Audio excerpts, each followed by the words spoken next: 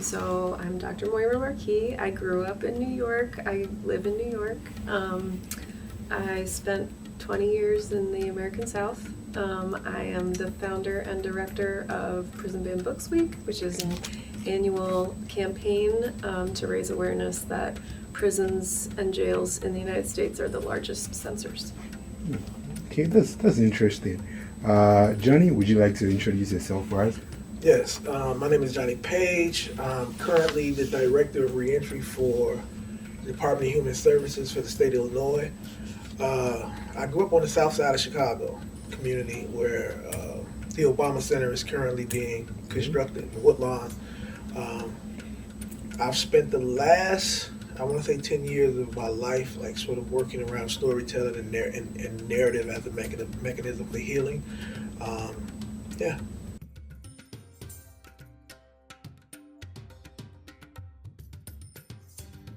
So, as you, great research by the way. I was like, okay. Somebody doing what they supposed to do. But yeah, so the blurs and the racist piece. In that piece, I talked about my experience, and I was comparing the lockdowns during COVID and lockdowns in prison. And sort of like the sort of juxtaposition of how people step up and fill in the gaps for one another at those intense moments, right? But in that, and so, as you know by the piece, I spent 23 years in the Illinois Department of Corrections. I was arrested when I was 18. By 19, I was tried, convicted, and sentenced to prison. I spent 10 years in maximum security prisons, and then another 13 of those years, I want to say 13 of those years, in what they call medium maximum security prisons, right? So they're stepped down from the traditional maximum security prisons, so you have a little bit more opportunity to do programming and things of that nature. Yeah, and so I grew up on the south side, Woodlawn. If you look at the historical context, when we're talking about like two of the major Chicago street gangs, they come out of that community, the Blackstone Rangers, of course, and then a faction of the Disciple Nation or the East Side Disciples. And so it was heavily influenced by, so my community was heavily influenced by that gang culture. And as a result, I was influenced by that gang culture, right? So those were the experiences, like growing up in that community. And I'll say this, even with the gang culture, it wasn't, I always felt safe in the community, right? So it wasn't a situation where it was unsafe. But for me, getting involved in gang culture, I don't even know how I got involved. It was just like a thing that was, you just, one day I wasn't, and one day I was, right? And as a result, life started to take different turns. And I spent a lot of time just trying to figure out like what my place was, not just in society, but in gang culture and in the society at large. That's impacted by trauma, right? So the experiences that you have coming up. And so for me, I think it was the gang culture sort of became a cushion, which is weird when you think about it. It became a cushion for the traumatic experiences that I had experienced up to that moment, right? And so I invested heavily in the gang culture, and ultimately, because of the lifestyle I built inside of the gang culture, I created this reputation for myself that ultimately led to me being arrested for a crime I didn't commit and spending 23 years in prison.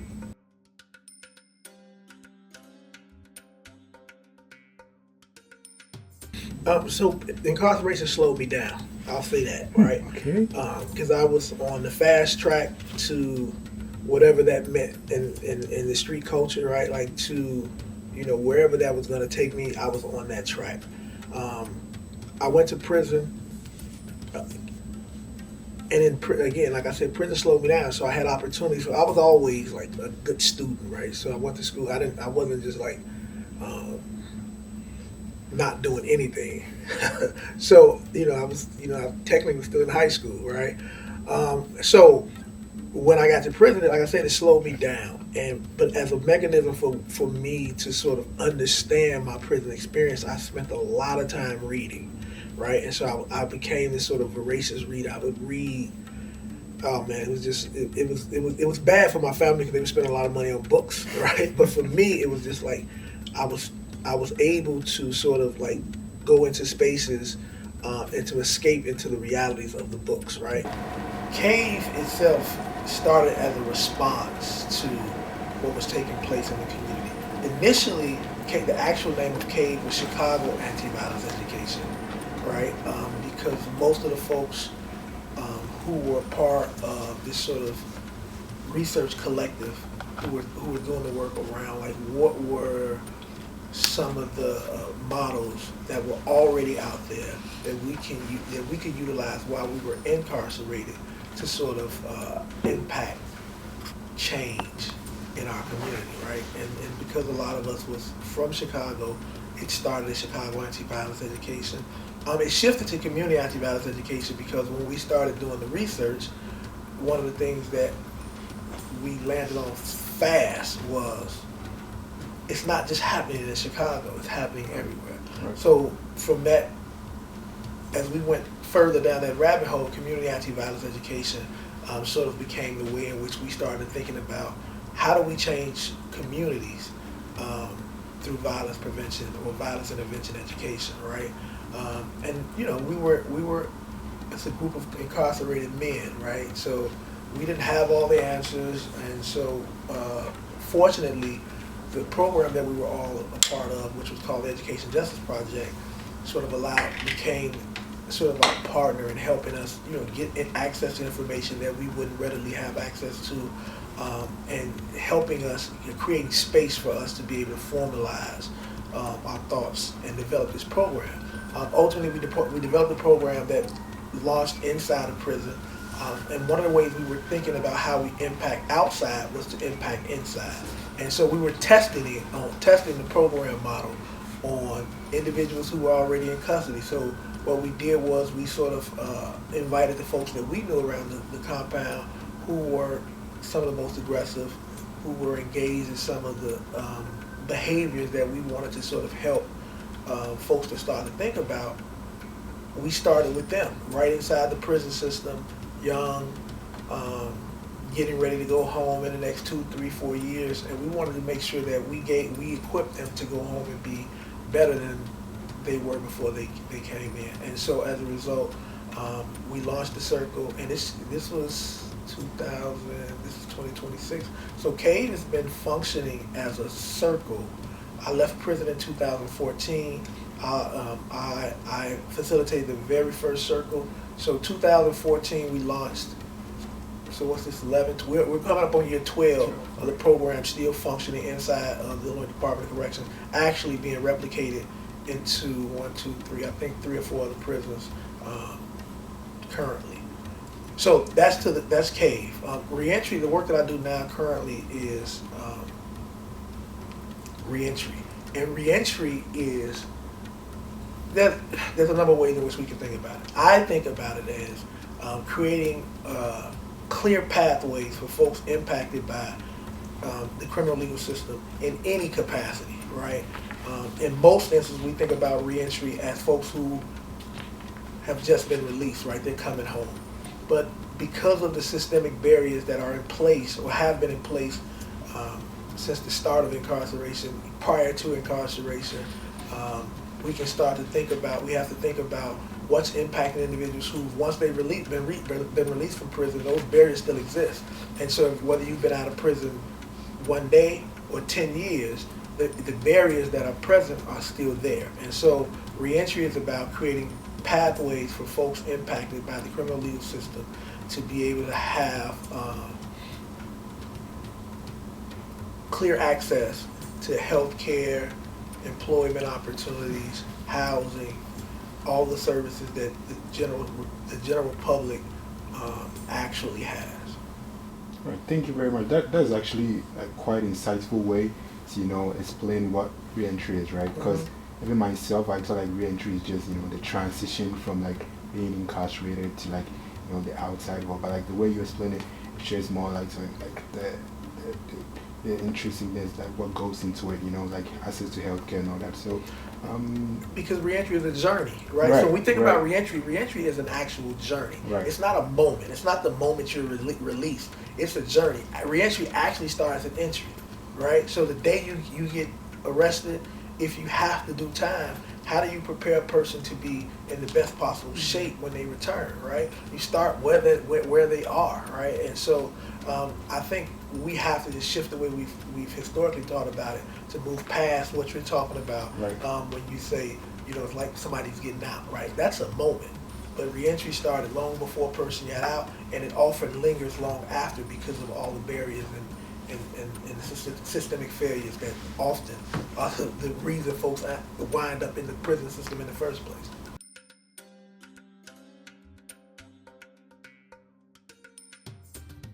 I was working at a community newspaper that reported underreported news.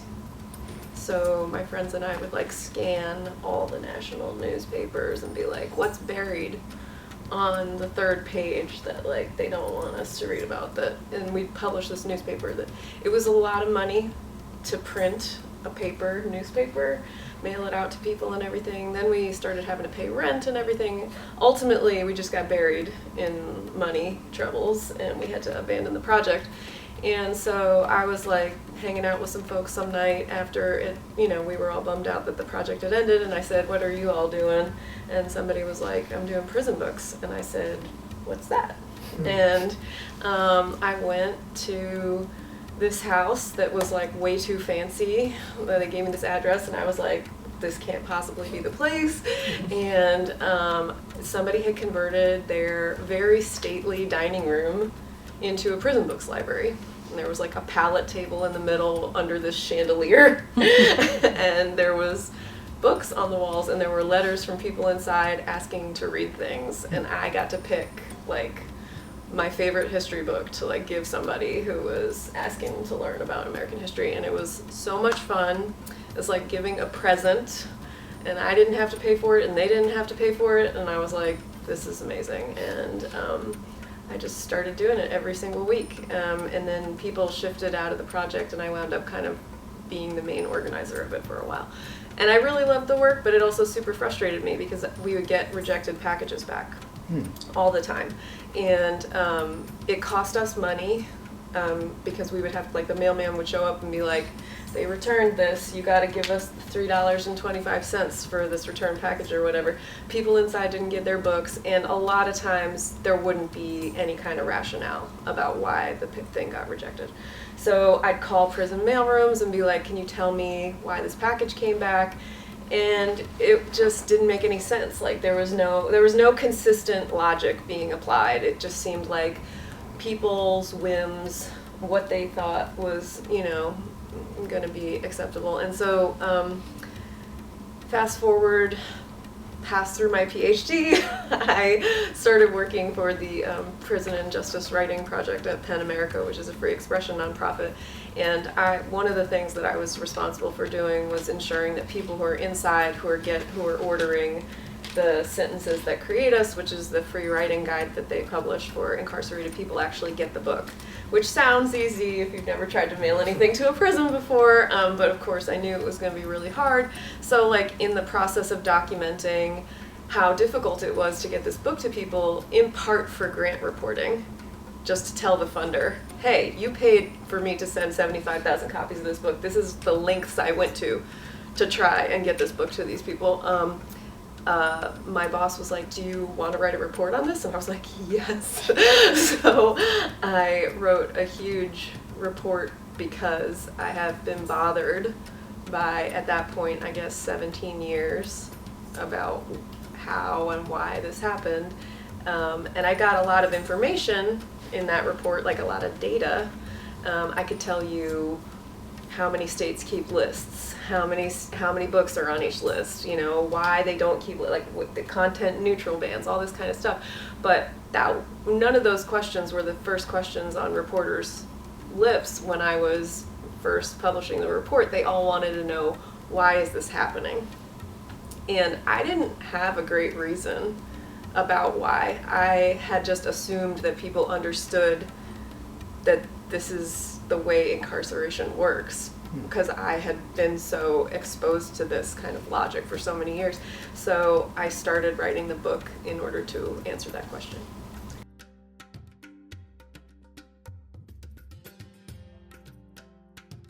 So I think there's two reasons why. First of all, scanning every single piece of material that comes into a prison mailroom is a time-consuming task. And they don't want the material in there anyway, so the way to get around that is to just say no books. It also prevents litigation, because they get sued for First Amendment violations for engaging in censorship, because it's unwarranted most of the time. And Department of Corrections don't like negative press. They believe that what they're doing is in the best interests of the community, and they want to be perceived that way. So when news stories come out that say, you're not letting people read dictionaries, you're not letting people read books about biology to think about their health and well-being, that doesn't look great. And so they'd prefer just to not have it happen. The superficial reason that a lot of DOCs give for not allowing books in is that contraband comes in through the mail. And Johnny and I were just talking about this morning, because I was like, tell me what you think about this. And I mean, it seems like people do sometimes use paper mail in order to, as a conduit for, I'm not going to call it contraband. Right. We're not using that word anymore. Sometimes paper mail is used as a vehicle for illicit drugs. It's not, by any stretch of the imagination, the majority of the way that it comes in. But it is the single thing that DOCs target for, as if it were the majority thing. So just to give like a very small example, the Florida Department of Corrections instituted mail scanning, where it means that people can't get letters from their family. The letters are sent to a central processing center where they're scanned into these huge machines, and then people can access them only through, if they have a tablet, their tablet, or through a centralized kiosk in the middle of a public space, which Johnny can speak to the problematic nature of this probably a lot better than I can, but reading it on your tablet still, even if you have that, the scans are not good quality, and you can miss like handwriting and stuff, and then you don't have them. They're ephemeral, like they can go away, your tablet can break, you can get it taken from you, whatever. You don't have it for when you leave.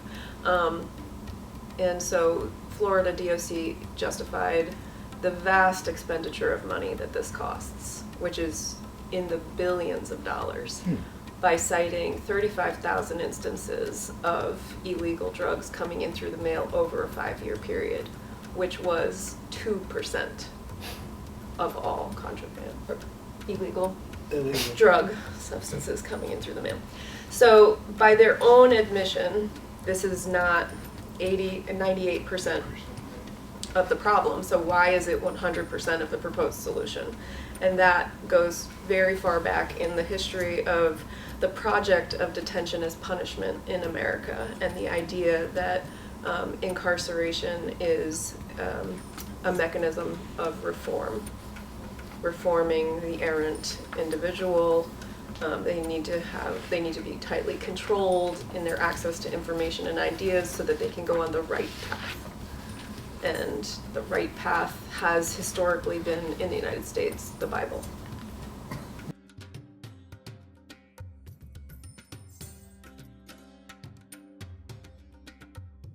Yeah, I mean, in my head, at least I thought if I thought it was something that would potentially become a banned book, because I'm gonna say this anyway, right? So the folks they don't always know what they're looking for until someone tells them this is what they're looking for in a book, right? And so what I would do is, if let's say I ordered a book, the book may not be on the banned list when I actually purchased it, And then if I share the book and then the book becomes popular in the prison system, guess what happens? It ends up on the banned book because now they want to understand why everyone asking for this It's specific suspicious. book. What's in the book, right? And so, yeah, I've had books taken. I can't think of the name of this book, and it's really old. And it was one of those situations where we couldn't get the physical copy of it, so I paid for a actual copy of the book. The book was that old, right? Somebody had the book, and I had somebody search for the book, find the book online. The book was in Europe somewhere, and they sent me I literally paid for a photocopy of the book because I wanted the book. Got the book. Book was fine for maybe 2-3 years, and some officer was like, "What is this?" Because I had it as because again I paid for a photocopy. You know, I had it in a photo album type book, right? So it was protected. You couldn't, so the pages didn't get destroyed. And the curiosity in this particular officer created a whole banning of a book that I don't even think he understood because the book wasn't problematic at all. I mean, it was problematic if you don't want people to think. Right? So from that perspective, it's problematic. Reading sort of turns on the thinking mechanism, right? Because you have to analyze, right? You have to ask questions, right? And if you're in a system where they don't want you, you're not expected to question anything. You just go, right? Go with the flow. Reading becomes dangerous, right? Writing becomes dangerous, right? Because once you start to read, reading becomes the impetus for writing. And when you're writing, in a lot of ways, becomes the impetus for a voice. And so, in all of those, because of such, it becomes dangerous in a space where folks don't want you to use your voice.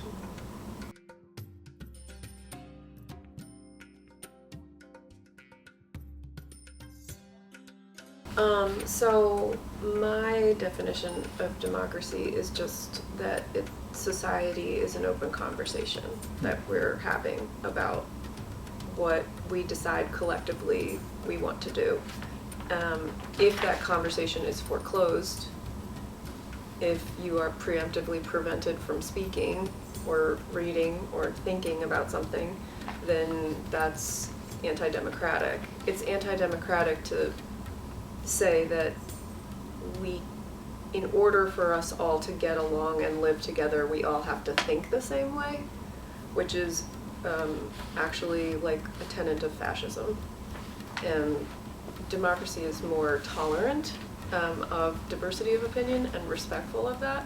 So, carceral censorship is predicated on this fear. The one right way is really a deeply anti-democratic sentiment. Johnny, would you agree to that? I don't know, right? Because I was thinking, I remember it was I want to say it was probably the early '90s, and I was reading the Little Red Book. You know what I'm saying, something, right? And of course, this is problematic inside the system.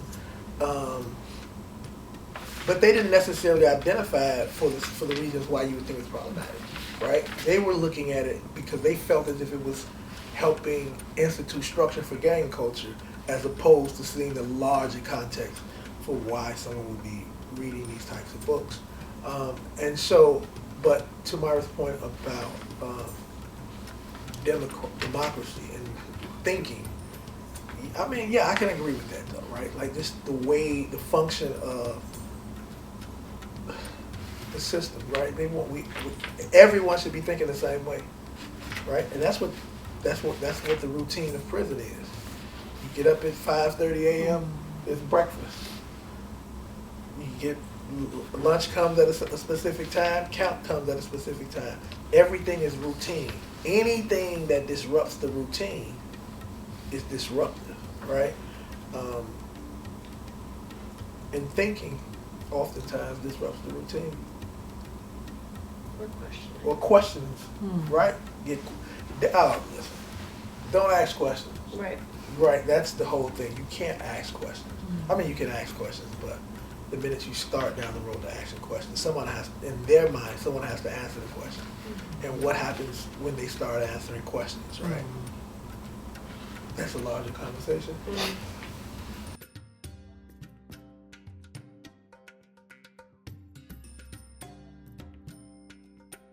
Well, the goal of the book was to explain how censorship is not just kind of like an add-on to incarceration, that we can't actually fundamentally remove censorship from the detention as punishment model and still maintain the model.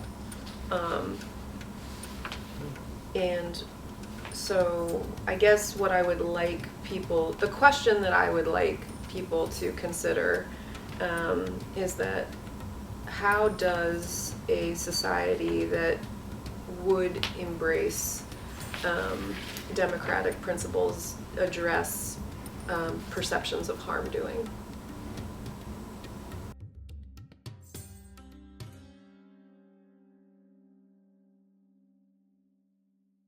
Criminalization functions as a mechanism to deny constitutional rights, Right. and people are being criminalized right now for their immigration status. Criminalization can be extended to anyone. If we allow rights to be rescinded legitimately through criminalization, we essentially don't have rights.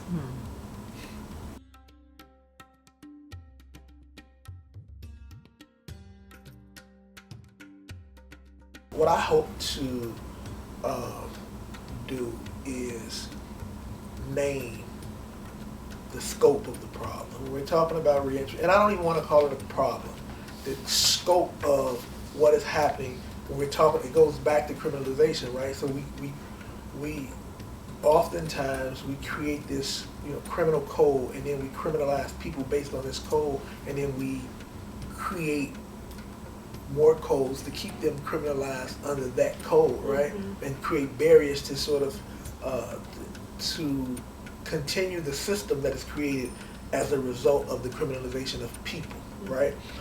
So for me, what I think is important for my role and for reentry in general is, one is, like I said earlier, that reentry isn't a moment, right? It's a journey, and visibility around what reentry and how reentry impacts, particularly the state that I'm in, the state of Illinois, but in general, right? So when I think about it, I think what I hope to do in the state of Illinois will be sort of a benchmark for how other states think about reentry, right?